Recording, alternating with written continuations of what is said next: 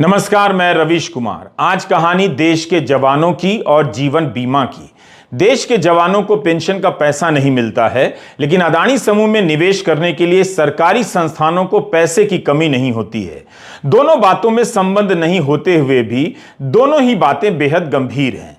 4 लाख जवान one rank one pension के arrear के इंतजार में दुनिया से ही चले गए, मगर समय पर अरियर का पैसा नहीं आया।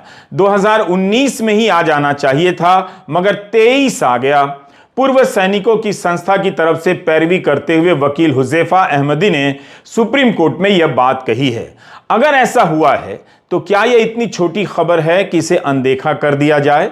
देश के लिए जान देने वाले जवानों को वन रैंक वन पेंशन का पैसा समय पर क्यों नहीं दिया गया? इसकी गिनती समय से पहले या समय पर क्यों नहीं की गई? अदानी और भारतीय जीवन बीमा निगम की खबरों पर आने से पहले इस पर नजर डाल लेते हैं। जब जवानों के साथ ऐसा हो सकता है तो बाकी देश की जवानी का क्या हाल होगा, आप समझ सकते हैं। उत्कर्ष आनंद की यह रिपोर्ट हिंदुस्तान टाइम्स में छपी है। सोमवार को सुप्रीम कोर्ट ने सरकार से कहा कि 15 मार्च तक सभी रिटायर्ड जवानों और अफसरों को वन रैंक वन पेंशन के अरियर का भुगतान कर दिया जाना चाहिए। हर 5 साल पर वन रैंक वन पेंशन की समीक्षा होती है। जनवरी 2019 से लेकर अब तक का पैसा सैनिकों को नहीं मिला है। अदालत इस बात से भी नाराज हो गई कि जब आदेश यह दिया गया कि एक ही बार में सारा पैसा दिया जाए, तो रक्षा मंत्रालय के सचिव ने 4 किश्तों में पैसे जारी करने का आदेश कैसे दे दिया? कोर्ट ने सचिव से अब जवाब मांगा है।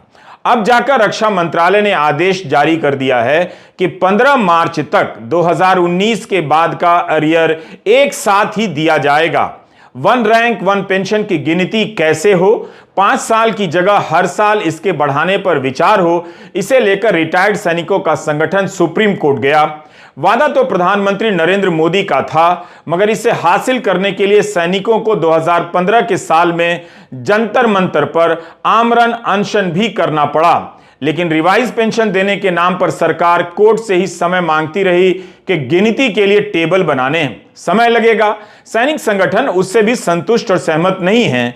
कोर्ट में सैनिक संगठन के वकील ने कहा कि इस दौरान 4 लाख सैनिक रिवाइज पेंशन मिलने के इंतजार में दुनिया से ही चले गए। तो क्या आपको पता था कि वन रैंक वन पेंशन के तहत 2019 में जो पेंशन रिवाइज होनी थी, उसका बढ़ा हुआ पैसा यानी एरियर 2023 तक नहीं मिला है?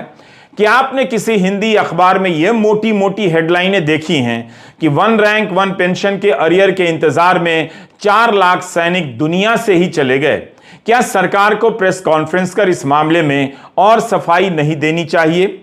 LIC कब तक अदानी आप सभी ने देखा किस प्रकार से रवीश कुमार जी ने पूरी पोल पट्टी यहाँ पर मोदी सरकार की खोल कर रख दी है। पेंशनरों के हक में कोई भी जो गोदी न्यूज़ चैनल है, बड़े बड़े न्यूज़ चैनल्स हैं, वो पेंशन धारकों के प्रोटेस्ट को लेकर कोई भी खबर, कोई भी हेडलाइन नहीं दिखाना चाहते हैं। लेकिन स्वतंत्र पत्रकार इसके बारे में ज़रूर बोलेंगे। जो भी हमारे व्यूअर्स हैं वो इनके लिए कमेंट बॉक्स में थैंक्स जरूर से टाइप कर दें।